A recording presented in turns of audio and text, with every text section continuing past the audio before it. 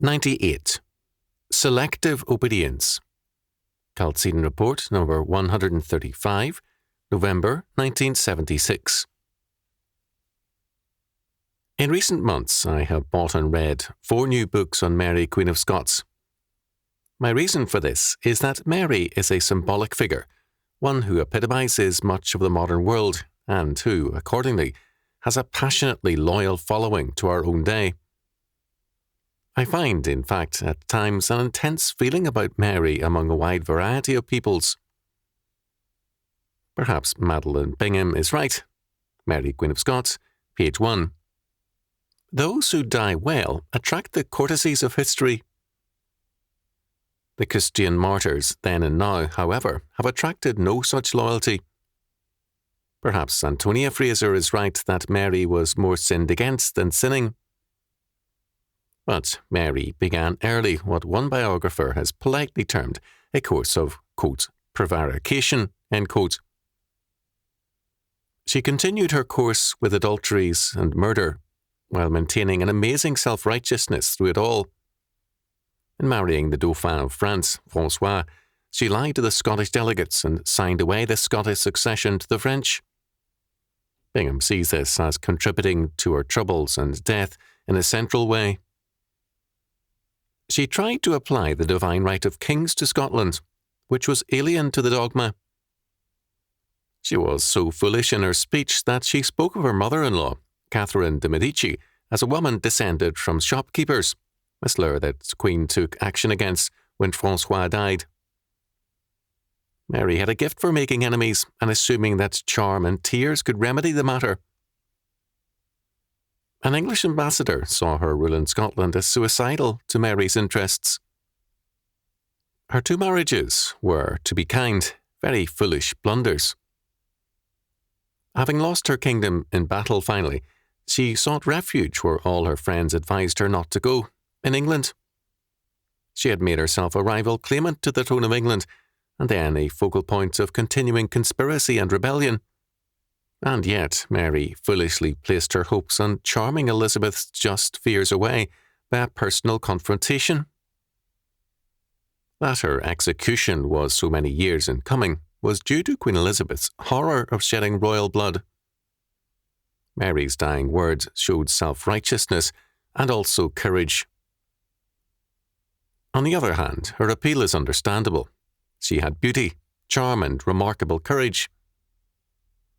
Although years before her death, both the Vatican and the Scottish Kirk had given her up as incorrigible, she died confident in her faith and with an amazing physical and spiritual fortitude.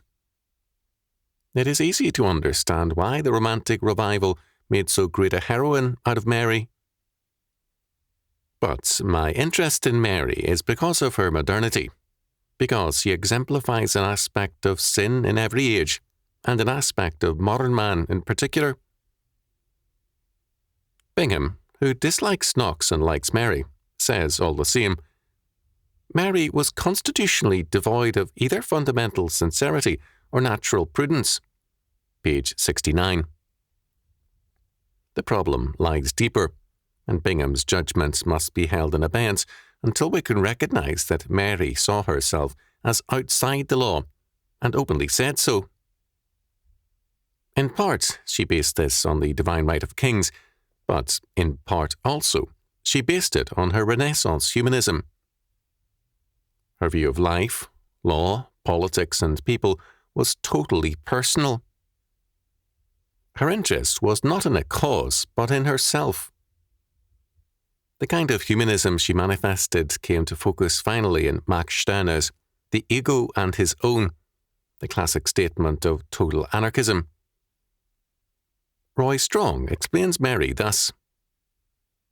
Her behaviour was always conditioned by her upbringing, and she thought of government and policy in terms of the personal intrigues and amours which motivated politics at the Valois court.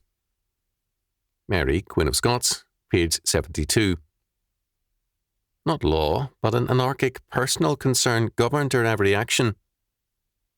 Strong is right. This was the reason for all her disasters. But what about her faith, to which she witnessed so eloquently before being beheaded?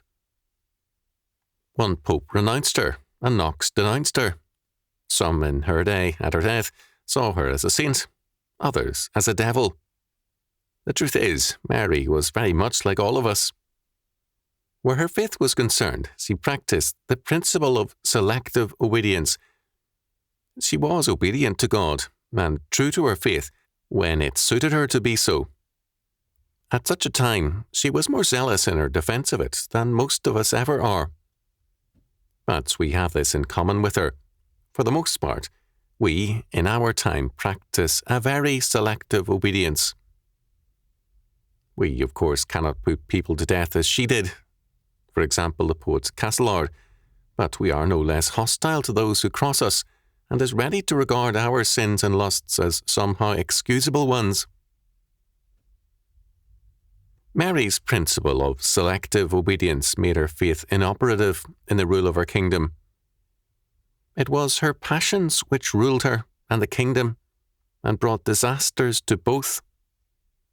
It is also the modern Christian's selective obedience which makes his faith inoperative and ineffectual in our world today. Such a professing believer may claim to believe the Bible from cover to cover, but his selective obedience makes him a practical and practicing humanist.